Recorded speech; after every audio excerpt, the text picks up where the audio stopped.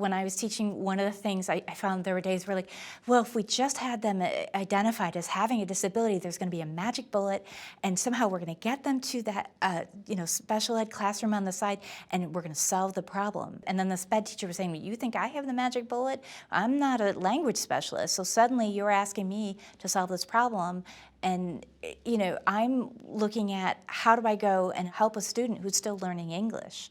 And I think rather than waiting for after the fact to solve the problem or solve it on the side, we have to look at how can we integrate more support from the outset for all kids, rather than expecting that suddenly by referring the student and identifying them as having a disability, it's going to solve our problems. I think it's more about how can we build more accessibility into our instruction. And there's an oxymoron here, because you think if I'm doing universal design, there's that word universal, and it sounds like then it's just one thing that I need to do that's going to help everyone.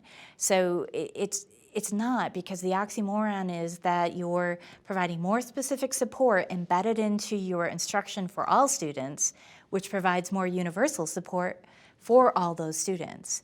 So at the beginning of planning your lessons, you're going and you're identifying what the kids with the greatest needs and the very specific needs, what do they need, and that's how you're going and adjusting your instruction, and then lo and behold, it's benefiting all these other kids who are saying, oh, this is, I did need the directions done with gestures. I did need to go and say things with actions, because now I know that I'm unpacking the directions using total physical response. I need to do my description of what's going on and say 1, 2, 3, 4, but you have these different actions that you're doing. So I think it goes back to just the whole curb cut. These curb cuts are designed specifically to help someone in a wheelchair, but then it benefits us all, whether we have a stroller, a suitcase, all these different types of needs. To support all, you need to do a better job of supporting those with the most needs.